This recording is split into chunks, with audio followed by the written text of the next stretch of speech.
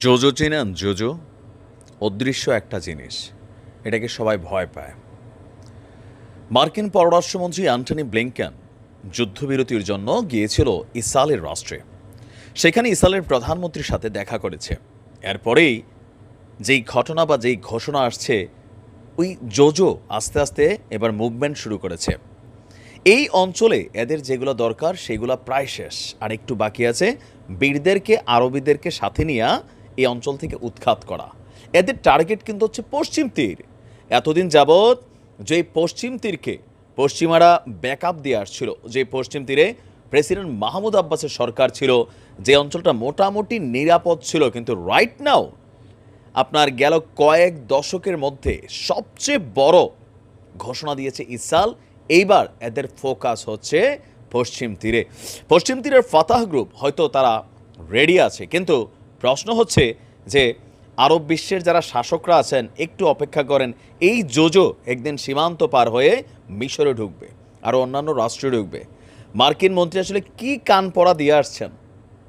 আসতে না আসতে এরকম ঘোষণা দেওয়ার সাহস করলো ইসরায়েল, এগুলো আমরা বুঝি। দর্শক, অধিকৃত পশ্চিম তীরে আরও বসতি নির্মাণের জন্য ৮০০ হেক্টর জমি দখলে নেওয়ার ঘোষণা দিয়েছে ইসরায়েল সরকার। গত কয়েক দশকের মধ্যে এবারই সবচেয়ে বেশি পরিমাণ জমি দখলে নেওয়ার ঘোষণা দিয়েছে দেশটি। ইসরায়েলের অর্থমন্ত্রী পশ্চিম তীরের উত্তর জর্ডান উপত্যকার ৮০০ হেক্টর এলাকাকে রাষ্ট্রীয় ভূমি হিসাবে ঘোষণা দিয়েছে। জর্ডান, ঘুমাও, আসতেছে তোমাদের সীমান্তে, হ্যাঁ, খবর হবে। কিন্তু তিনি এমন এক সময় এই ঘোষণা দিলেন যখন মার্কিন পররাষ্ট্রমন্ত্রী অ্যান্টনি ব্লিংকেন ইসরায়েলে সফরই করছেন। ফিলি ভূখণ্ডে অবৈধ ইসরায়েলি বসতি পর্যবেক্ষণ করে এমন একটি সংগঠন হলো পিস নাও।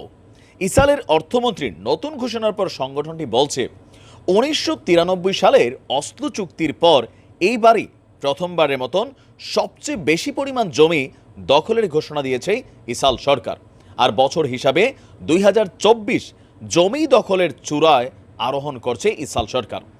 ইসরায়েল বলছে, ইসরায়েল ও বিশ্বে এমন কিছু মানুষ আছে যারা জুড়িয়া এবং সামারিয়া অঞ্চল এবং সাধারণভাবে এই দেশের উপর আমাদের অধিকারকে ক্ষুণ্ণ করতে চায়। তবে আমরা কঠোর পরিশ্রম এবং কৌশলগতভাবে সারা দেশেই বসতি স্থাপন করছি। পশ্চিম তীরের ইসরায়েলি নাম হলো জুড়িয়া এবং সামারিয়া অঞ্চল। ফিলি ভূখণ্ডে ইসরায়েলি বসতি স্থাপন আন্তর্জাতিক আইনে অবৈধ। বৈশ্বিক বিরোধিতা সত্ত্বেও সাম্প্রতিক দশকে পশ্চিম তীরে অলরেডি কয়েক ডজন অবৈধ বসতি নির্মাণ করে ফেলেছে ইসরায়েল। বর্তমানে এইসব বসতিতে প্রায় ৫ লক্ষ মানুষ বসবাস করছে।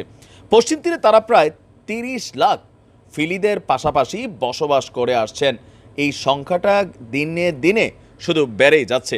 কয়েক মাস আগেও জাতিসংঘ মানবাধিকার প্রধান বলছিলেন, গত অক্টোবর মাসে এই যুদ্ধ শুরুর পর পশ্চিম তীরে বসতি স্থাপনকারী এবং ইসরায়েলি সেনাদের সঙ্গে ফিলিদের সহিংসতার পরিমাণ বৃদ্ধি পেয়েছে। এমনকি আমাদের ওই অঞ্চলে যুদ্ধ শুরুর পর সেখানে ৪ শতাধিক মানুষকে প্রাণও দিতে হয়েছে।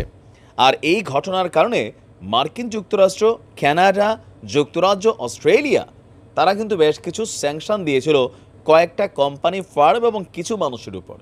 তো এবার চিন্তা করেন এদের টার্গেটটা কোনটা? আমাদের সেই মসজিদটা ভাই, মসজিদটা কোথায় আছে? এই পশ্চিম তীরে জেরুজালেমে। এদের কন্ট্রোলিংয়ে আছে, বাট পুরোটা নিতে পারতেছে না। তবে ধাপে ধাপে এগিয়ে যাচ্ছে, একটু একটু করে। ওই যে একটা পাতিলার মধ্যে একটা ব্যাঙের গল্প খেয়াল আছে না? হালকা আঁচ যখন হয়েছে, ব্যাঙটা চাইলে লাফ দিয়ে বের হইতে পারতো। ব্যাঙ ভাবছে আর কি একটু গরম আরামই লাগতেছে, উষ্ণ উষ্ণ থাকি। এরপরে আরেকটু বাড়ছে। একটা সময় ব্যাঙের যে শক্তি আছে সেটা থেকে লাফ দিয়ে বের হবার, সেটা ব্যাঙ ভুলে গেছে। এরপরে যখন ট্রাই করছে তখন তার হাত পাগুলো আর কাজ করতেছে না। ইসরায়েল কিন্তু ওই একই স্টাইলে একটু একটু করে আগাচ্ছে। আবার কোথায় গেছে? সীমান্তে জর্ডানের পাশে। দেখবো আমরা অনেক কিছু আরও। আমি চাই এগুলো দেখতে। খাইয়ালা মধ্যপ্রাচ্য ফুরাটা আমরা তারা যখন গেছি গা, তোরা ফুরাটে নিজ্ঞা, আমার কোনো আপত্তি নেই। ভালো থাকুন।